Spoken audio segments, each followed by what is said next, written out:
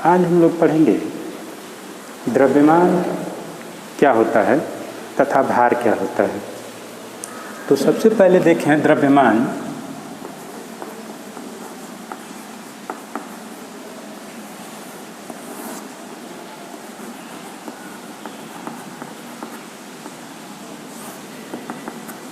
यानी कि ये हम देख सकते हैं कि कोई भी वस्तु हो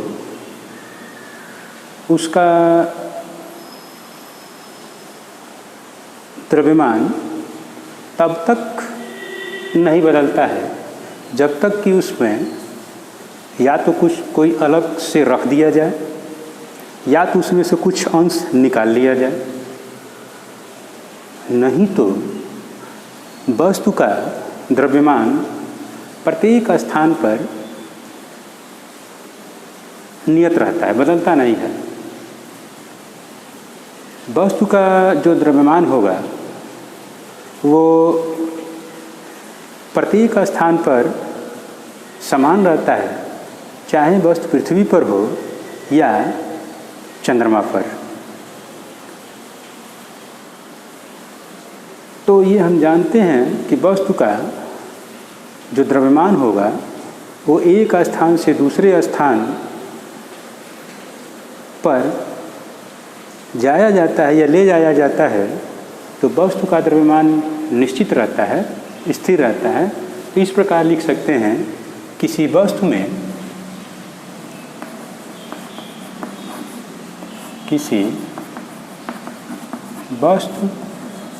में पदार्थ की जितनी मात्रा होती है, पदार्थ की जितनी मात्रा निहित होती है, जितना मात्रा होगा, जितना मात्रा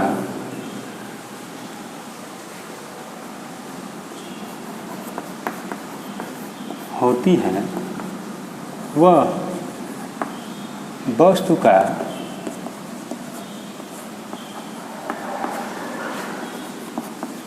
द्रव्यमान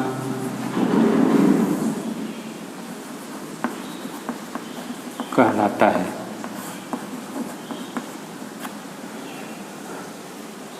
यमकीय प्रणाली में द्रव्यमान का मात्रक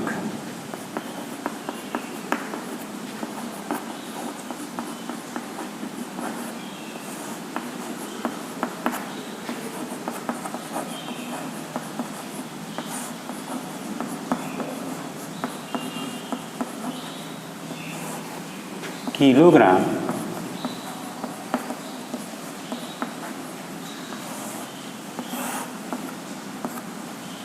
तथा सीजीएस प्रणाली में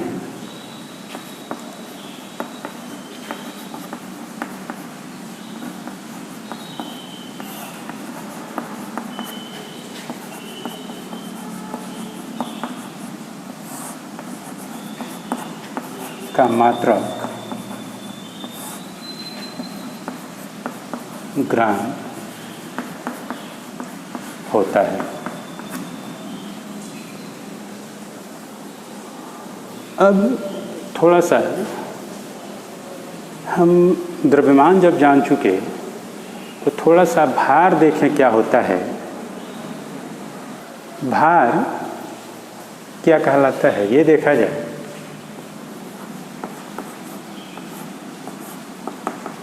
ये थोड़ा सा समझा जाए कि वेट का क्या होगा।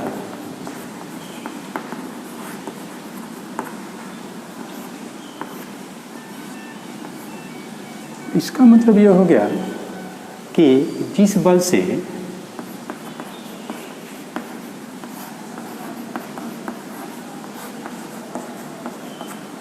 पृथ्वी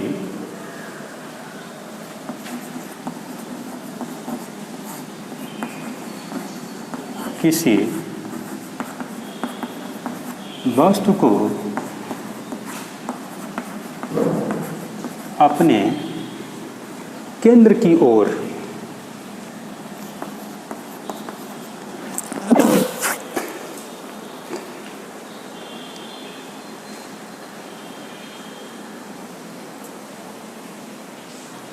अपने केंद्र की ओर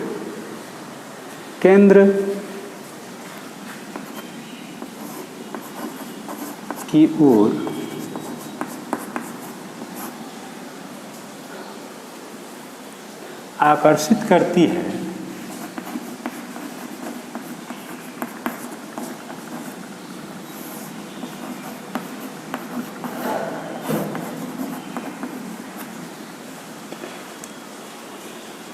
उसे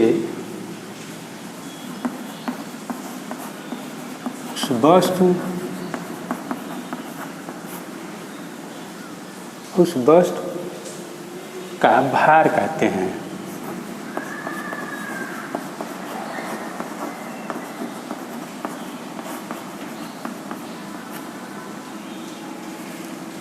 यदि देखा जाए कि यदि किसी वस्तु का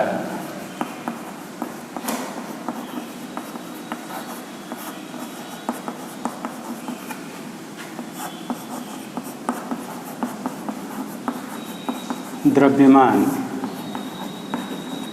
यम हो तो क्या मिलेगा, वस्तु का भार क्या होगा। तो वस्तु का भार देखें,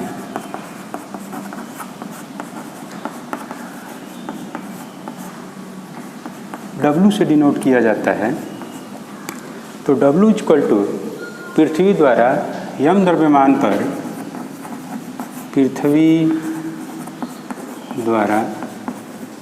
द्रव्यमान पर जो बल लगता है, लगाया गया आकर्षण बल।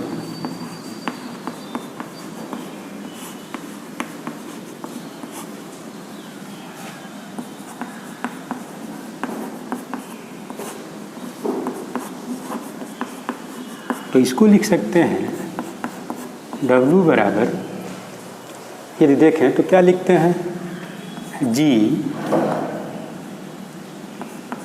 यम स्मॉल यम और ये हो गया R स्क्वायर।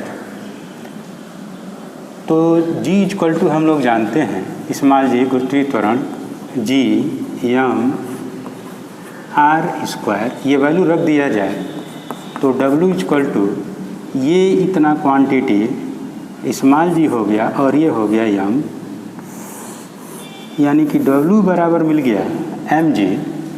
इसको लिख सकते हैं W बराबर mg,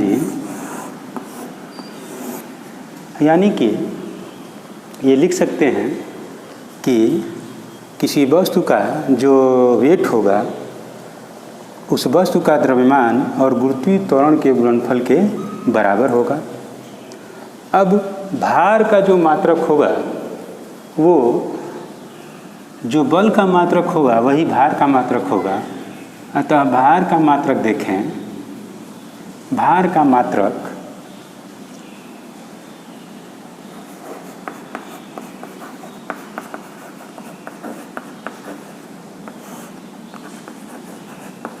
न्यूटन,